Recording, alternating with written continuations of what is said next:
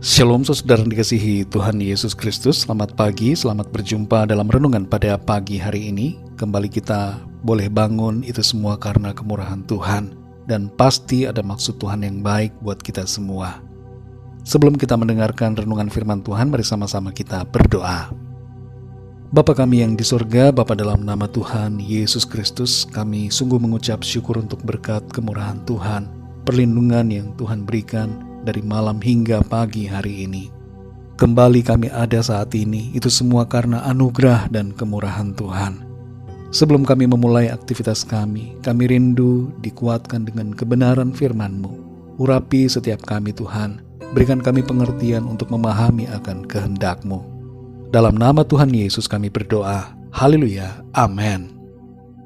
Saudara yang dikasihi Tuhan, pembacaan Alkitab kita pada saat ini terdapat dalam Injil Yohanes pasal yang ke-11. Saudara dapat membacanya secara pribadi setelah mendengarkan renungan ini. Saya akan membaca Yohanes 11 ayat 39 dan 40. Tertulis demikian. Kata Yesus, angkat batu itu. Marta, saudara orang yang meninggal itu, berkata kepadanya, Tuhan, ia sudah berbau, sebab sudah 4 hari ia mati. Jawab Yesus, bukankah sudah kukatakan kepadamu, jikalau engkau percaya, engkau akan melihat kemuliaan Allah?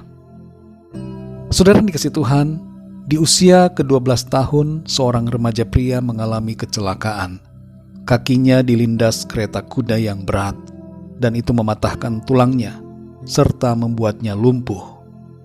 Sehari-hari ia hanya berbaring di tempat tidurnya. Hasil diagnosa oleh para dokter menyebutkan bahwa ia tidak mungkin berjalan lagi. Setelah sekian lama, remaja ini berdoa dan berjanji kepada Tuhan.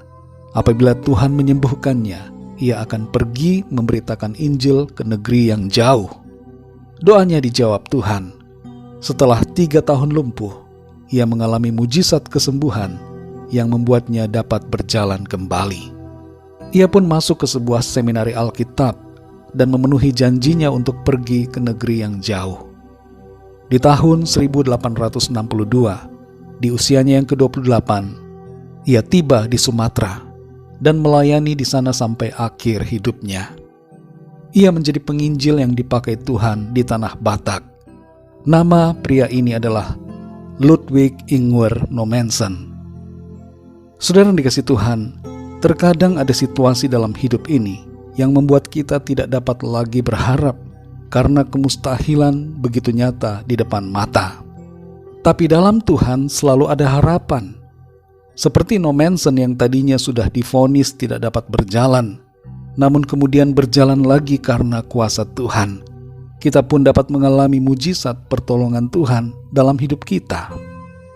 Dalam Yohanes 11 ayat 1-44 ini, terdapat kisah mujizat Lazarus yang dibangkitkan Tuhan Yesus setelah ia mati dan dikuburkan selama 4 hari. Sebagian orang menganggap angka 4 adalah angka sial, angka kematian, tapi angka 4 bagi Lazarus menjadi angka kebangkitan. Di ayat 39-40 ini tertulis, kata Yesus, angkat batu itu. Marta, saudara orang yang meninggal itu, berkata kepadanya, Tuhan, ia sudah berbau, sebab sudah 4 hari ia mati. Jawab Yesus, bukankah sudah kukatakan kepadamu, jikalau engkau percaya engkau akan melihat kemuliaan Allah? Terkadang saudara ada hal-hal yang sudah terkubur dalam kehidupan kita, seperti harapan kita, impian, cita-cita kita. Ada batu-batu yang menutupi semuanya itu. Kita menganggap semua sudah terlambat. Tidak ada lagi kesempatan, tidak ada harapan. Mungkin itu berhubungan dengan pekerjaan saudara, usaha, keluarga, pasangan hidup, pelayanan, kondisi kesehatan kita, keuangan, dan berbagai hal lainnya. Tapi kita perlu kembali menguatkan iman percaya kita kepada Tuhan, karena masih ada harapan di tengah kemustahilan. Di ayat yang ke-40 Tuhan Yesus mengingatkan bahwa ketika kita percaya, maka kita akan melihat kemuliaan Tuhan dalam hidup kita. Ingatlah Yusuf yang selama 13 tahun mengalami situasi penderitaan dan itu seakan telah mengubur semua impiannya, seakan tidak ada lagi harapan. Tapi pertolongan dari Tuhan muncul di dalam penjara. Di dalam Kejadian 41 ayat 14 tertulis, kemudian Firaun menyuruh memanggil Yusuf. Segeralah ia dikeluarkan dari tutupan. Ia bercukur dan berganti pakaian lalu pergi menghadap Firaun. Kita perhatikan di sini saudara, Yusuf dikeluarkan dari tutupan. Selama ini semua harapannya tertutup. Tapi ada satu hari di mana Tuhan sendiri bertindak, menggerakkan hati Firaun untuk membuka tutupan itu. Dan apa yang dibuka oleh Tuhan tidak dapat ditutup oleh manusia. Saudara yang dikasih Tuhan, kembali kepada kisah Lazarus. Tuhan menyuruh batu itu diangkat. Ini seperti apa yang terjadi pada Yusuf, di mana tutupan itu dibuka. Saat ini saudara, apapun batu-batu yang menutupi harapan saudara, dan apapun tutupan yang menguburkan impian saudara, terbuka oleh kuasa dan kemurahan Tuhan. Persoalan dan kesulitan dapat menjadi seperti batu dan tutupan yang menghalangi kita, menguburkan semua harapan kita. Tapi jangan biarkan iman kita dihalangi oleh kesukaran. Ingatlah saudara, bahwa selalu ada harapan dalam kemustahilan, karena Tuhan sanggup melakukan yang tidak mungkin. Ketika kita percaya, kita akan melihat kemuliaan Tuhan. Mari kita berdoa. Bapa kami yang di sorga, Bapa dalam nama Tuhan Yesus Kristus, kami mengucap syukur untuk firman-Mu yang memberikan kami sukacita dan harapan, membangkitkan iman kami, karena di dalam segala keadaan yang mustahil sekalipun, Tuhan sanggup melakukan perkara yang ajaib bagi kami. Kami bersyukur untuk firman-Mu.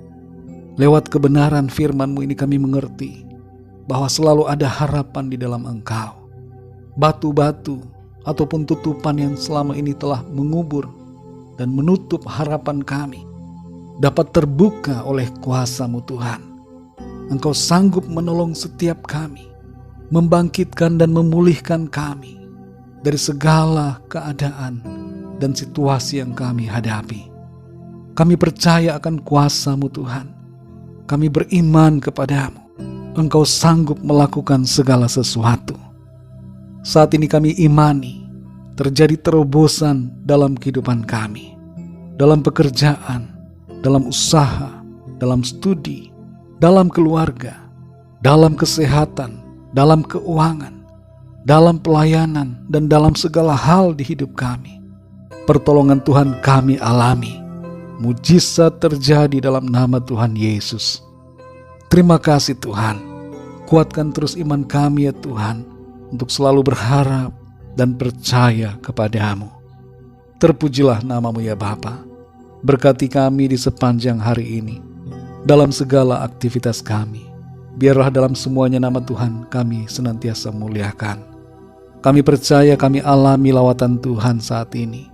Yang sakit disembuhkan, yang lemah dikuatkan, yang susah mengalami penghiburan, yang terikat terbelenggu dilepaskan saat ini, dan yang sedang dalam masalah persoalan mengalami pertolongan dan kemenangan.